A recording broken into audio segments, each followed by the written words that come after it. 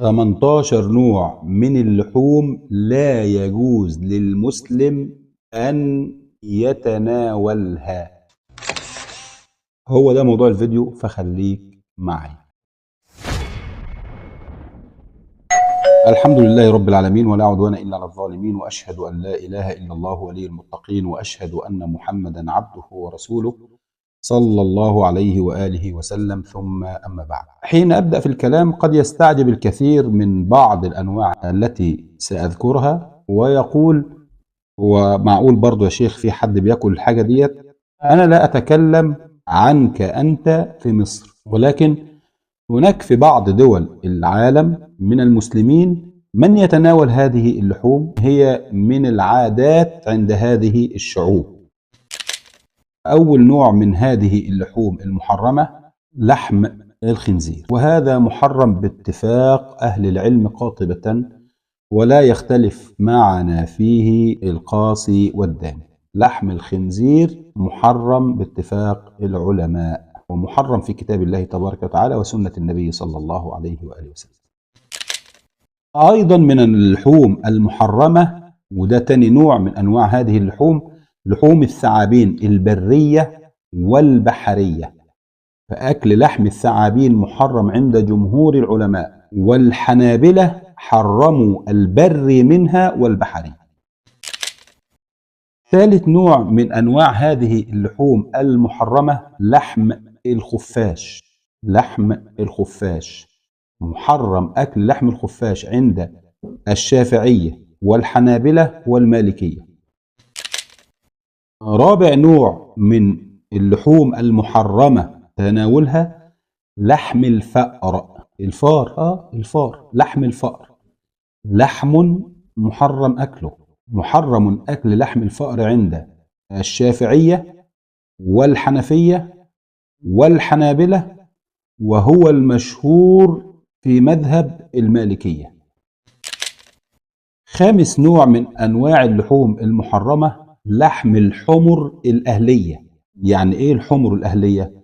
مش الحمار الوحشي المخطط اللي انت بتشوفه في برنامج عالم الحيوان والكلام ده، لا، الحمر الأهلية هي الحمار اللي بيستعملها الفلاح في الغيط، بيحمل عليها البرسيم وبيعلقها على العربية الكارو. ده اسمه الحمر الأهلية. ده محرم أكل لحمه، محرم أكل لحمه. جماهير العلماء على حرمة أكل لحم الحمر الأهلية. النوع السادس من أنواع اللحوم المحرمة لحوم البغال. انت عارف البغل ده أعزكم الله هو نتاج تهجين ما بين الحصان وبين الحمار، بيطلع نتاج كده اسمه البغل. البغل أكل لحمه أيضا محرم. أكل لحمه محرم مطلقا عند الشافعية وعند الحنابلة. سابع نوع من أنواع اللحوم المحرمة لحم الكلاب والقطط والذئاب والثعالب والأسود والنمور، وكل ما له ناب من السباع يفترس بها. كل ما له ناب من السباع يفترس بها أكل لحمها محرم. ودليل ذلك حديث رواه الإمام مسلم عن ابن عباس رضي الله عنه، قال فيه النبي صلى الله عليه وسلم: وكل ذي ناب من السباع. وخد بالك ان في بعض العلماء مختلفين في اكل لحم الثعلب، هل توفرت فيه اوصاف السبع ام لا، ولكنه ايضا من اللحوم المحرمه. ثامن نوع من انواع اللحوم المحرمه لحم النسر والصقر، وكل ما له مخلب من الطير يفترس بها، وذلك لحديث صحيح رواه الامام مسلم عن ابن عباس أن النبي صلى الله عليه وسلم نهى عن كل ذي ناب من السباع وعن كل ذي مخلب من الطير. تاسع نوع من أنواع اللحوم المحرمة تناول لحم ما لا دم له. زي إيه؟ زي الحشرات، الخنفساء، الصرصار، الذباب وغيرها. مذهب جمهور العلماء الحنفية والشافعية والحنابلة، وقول أيضا عند المالكية، أن تناول لحم ما لا دم له حرام باتفاق. قال الإمام النووي في المجموع: وأما الحشرات فكلها مستخبثة وكلها محرمة. ده كلام الإمام النووي، سواء ما يدرج منها وما يطير. عاشر نوع من أنواع اللحوم المحرمة أن يتناولها المسلم لحم الدود المتولد من غير الطعام. لأن خد بالك، في الدود بيتولد من حاجتين: ممكن يتولد من روث البهايم أعزكم الله، أو من روث الطيور والماعز والأغنام يتولد منها الدود. وممكن يتولد الدود من طعام حلال زي الجبنة، لما بتحط عليها المش والجبنة القديمة بيتولد منها برضو الدود. ده عند كثير من أهل العلم لا مانع، يعني إن تناوله الإنسان فده متولد من طعام حلال. أما الآخر فمتولد من روث وغيره أعزكم الله. وإن كان أيضا جمهور العلماء بيقولوا التحرز من الدود المتولد من الطعام أيضا ده واجب، التحرز منه واجب. فجمهور أهل العلم على أنه تناول لحم الدود المتولد من غير الطعام حرام عند الحنفية والشافعية والحنابلة والمالكية. رقم 11 من اللحوم المحرم أكلها لحم السحلية والوزغ. إيه هو الوزغ؟ اللي هو البرص، أنت بتجيبه بالشبشب. ده تناول لحم السحلية، السحالي أو الأبراس، ده من اللحوم المحرمة، ده باتفاق العلماء. قال الإمام النووي رحمه الله: فمنها ذوات السموم والأبر كالحية وكالعقرب وكالزنبور، يبقى ليه زي شوكة كده بيلدغ بيها. ومنها الوزغ وأنواعه كالحرباء، عارف الحرباية اللي بتتلون بكذا لون دي؟ كالحرباء والعظاء، ده كله من اللحوم المحرمة. في بعض البلاد بتاكل الحاجات دي، بصش لنفسك انت يعني. بعض البلاد بتاكل سحالي وبتاكل ضفادع، يدخل كده مطعم ويطلب، ينزل له الضفدع كده بالسلطات بتاعته بالبابا غنوج يعني. فاحنا بنتكلم للغير، مش شرط تكون انت اللي بتتناول. ايضا من اللحوم المحرم تناولها، ودي رقم 12 من اللحوم المحرمة، اكل لحوم الضفادع. قال اهل العلم: لا يجوز أن تؤكل لنهي النبي صلى الله عليه وسلم عن قتله. النبي صلى الله عليه وسلم نهى عن قتل الضفدع، فمنها استدل العلماء على أنه لا يجوز أكلها. فعلا والله في بعض البلاد بتدخل المطعم تطلب ضفدع أو ضفدعين طلب، وبينزل لك أوردر، تمام. فعشان كده بنقول أكل لحم الضفادع أصلا من اللحوم المحرمة.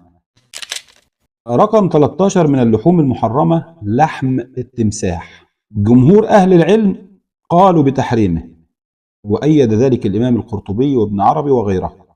وفي من العلماء من أباح أكل لحم التمساح زي علماء المالكية، ورواية عن الإمام أحمد بن حنبل. وفي فتاوى اللجنة الدائمة رجحوا وأباحوا تناول أكل لحم التمساح. رقم 14 من اللحوم المحرم تناولها أكل لحم من يأكل من النجاسات. يأكل من من النجاسات، حتى وإن كان هو في الأصل لحمه مباح وحلال. يعني أعزكم الله، لو إبل أو بقر أو غنم أو ماعز تناول من النجاسات وعاش على ذلك حتى أثر ذلك في رائحته، تقترب منه تشم ريحة النتن بتاع النجاسات اللي بيأكل منها فيه، يحرم أكل لحمه، يحرم أكل لحمه، مع إنه هو في الأصل مباح وحلال. حتى وإن تناول من هذه النجاسات دجاج، بط، أوز، كل ذلك يحرم. ودي بتسمى في الشرع الجلالة. الجلالة يسموها الجلالة، اللي هي تربط على التناول أو الطعام من النجاسات. قال الإمام النووي: وتكون الجلالة بعيرا وبقرة وشاة وغيرها ودجاجة وأوزة وغيرها. ده كلام مين؟ الإمام النووي. طيب متى يجوز أكل هذه الجلالة اللي هي تربط على الأكل من النجاسات لكن في الأصل هي من اللحوم الحلال؟ قال الإمام النووي: لو حبست بعد ظهور النتن عليها وعلفت علفا طاهرا فزالت الرائحة ثم ذبحت بعد ذلك فلا كراهة قطعا في ذلك ولا حرمة. ده كلام مين؟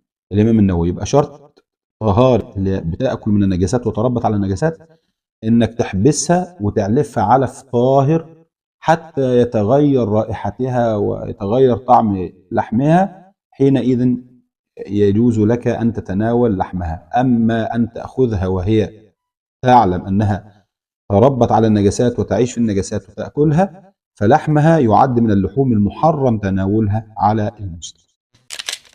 رقم 15 من اللحوم المحرم تناولها لحم القرد. القرد، عارف القرد اللي انت بتتفرج عليه في جنينة الحيوانات ده؟ يحرم عليك تناول لحمه، وده باتفاق أهل العلم. رقم 16 من اللحوم المحرم تناولها يحرم تناول لحم الإنسان. يحرم تناول لحم الإنسان، ما تستعجبش. ربما بعض اللي بيسمعنا دلوقتي شاهد في بعض البلاد لما كانوا بيذبحوا المسلمين ويشووهم ويقدموهم طعام لغير المسلمين في بعض البلاد. يعني الأمر لا تأخذك فيه الدهشة. يحرم تناول لحم الإنسان.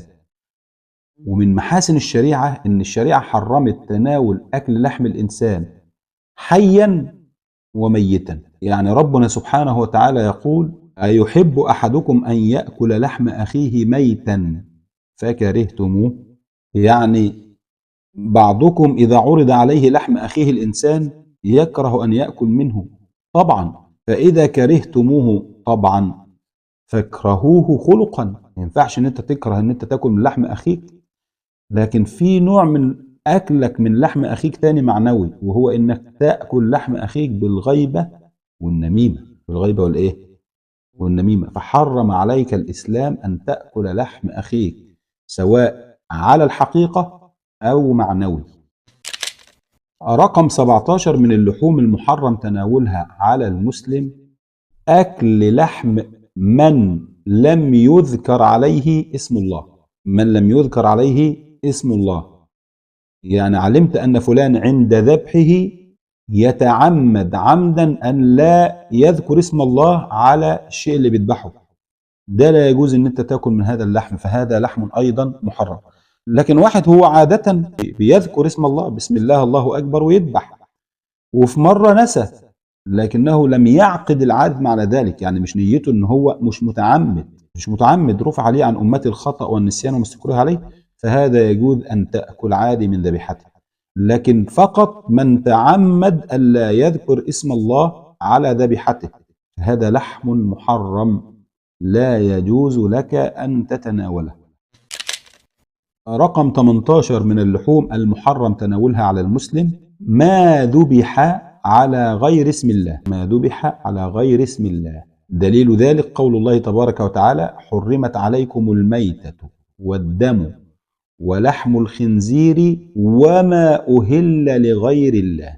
وما أهل لغير الله، ذبحها للأصنام، ذبحها للأسياد، الجماعة بتوع السحر والشعوذة والكلام ده كله، ذبحها للأولياء، ذبحها على عتبة الدسوقي، على عتبة أبو العباس، على عتبة البدوي لأصحاب القبور، أو ذبحها تقربا للجن عشان يقضي ليه شيء معين. هذه أيضا من اللحوم المحرمة التي يحرم عليك أن تتناولها، لأن ذبحها لغير الله سيرها حكمها حكم الميتة. حرمت عليكم الميتة والدم ولحم الخنزير وما أهل لغير الله. واحد ممكن يقول لك: ده أنت حرمت علينا عيشتنا يا راجل. ليه يا أخي؟ سبحان الله، ده بس المحرم، الباقي كله حلال. الحلال واسع جدا، باب الحلال واسع. ليه بصيت لي دول؟ هو في مين فينا اللي بياكل صراصير ومين اللي بياكل خنفسه ومين اللي بياكل سحليه؟ لكن انا بقول لك في بعض البلاد في عادات زي كده، احنا بنوضح ونبين للناس. جزاكم الله خيرا، والسلام عليكم ورحمه الله وبركاته.